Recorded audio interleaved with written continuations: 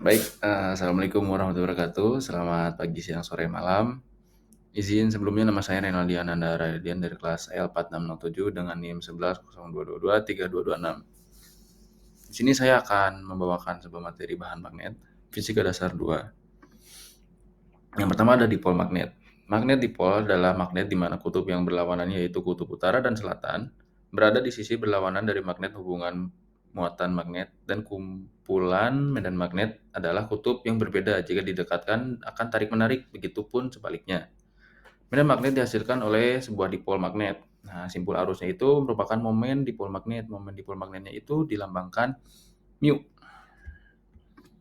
Selanjutnya ada dipol magnet. Nah, sifat magnetik makroskopik dari material adalah akibat dari momen magnet yang berkaitan dengan elektron-elektron individual. Nah, setiap elektronnya itu dalam atom mempunyai momen magnet yang berasal dari dua sumber. Yang pertama momen magnet orbital dan spin. Yang orbital itu berasal dari gerakan elektron mengelilingi inti. Mengelilingi inti.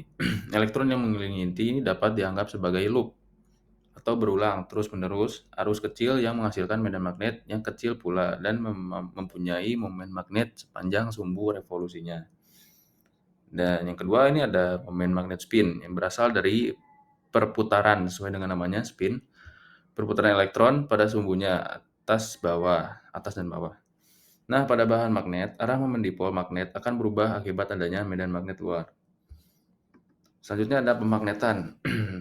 Nah, magnetization atau magnetic polarization itu dilambangkan M, merupakan proses ketika suatu materi ditempatkan dalam medan magnetik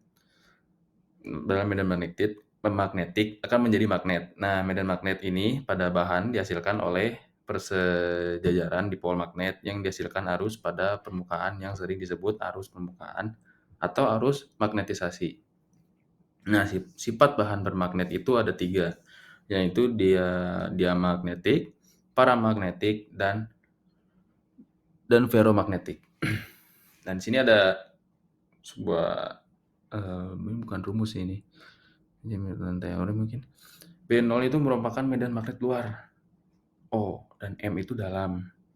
Maka medan magnet totalnya itu, B totalnya itu dijumlahkan magnet luar dan magnet dalam. Selanjutnya ada magnetic field strength, kekuatan medan magnet.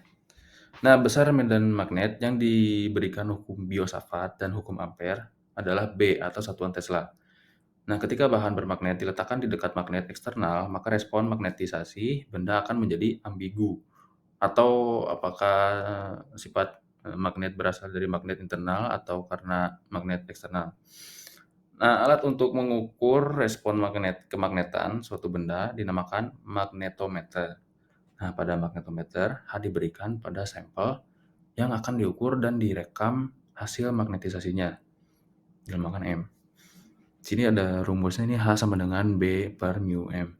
H-nya itu kuat medan magnet, B-nya densitas flux magnetik, dan mu M-nya permeabilitas zat dari magnet itu sendiri. Atom. Selanjutnya ada permeability and susceptibility. Nah, permeabilitas itu merupakan ukuran kemampuan sebuah material untuk menunjang terbentuknya medan magnet dalam material tersebut. Nah, dapat juga dikatakan derajat magnetisasi yang sebuah materialnya itu dapat dalam respon terhadap suatu medan magnet.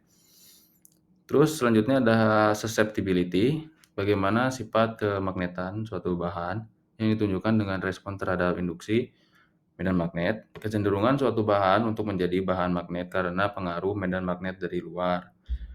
Nah, untuk udara dan bahan non-magnetik, untuk bahan magnetik. Permeabilitas dinyatakan sebagai permeabilitasnya adalah permeabilitas ruang hampa atau mu0 karena hampa dan juga permeabilitas ruang hampa dikali dengan permeabilitas relatif mu-R. B per H sama dengan mu0.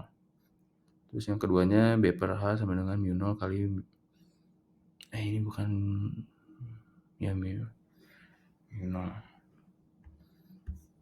R. Dan selanjutnya ada magnetic field strength. Oh, sama kayak yang tadi, ini lanjutannya dari yang tadi.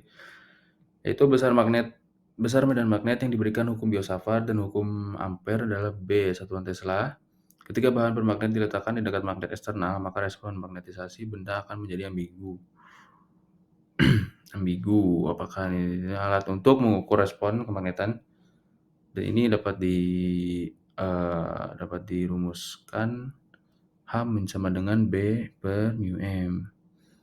H-nya itu kuat medan magnet, densitas magnet, B-nya itu densitas flux magnet. Oh, enggak. Kita sudah sampai terakhir tuh sudah sampai sini, permeability dan susceptibility. Ya, ini saya lupa saya hapus ini slide-nya ini.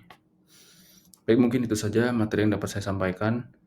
Mohon maaf bila ada kekurangan atau kesalahan kata. Semoga bermanfaat bagi kita semua materi yang dapat saya sampaikan.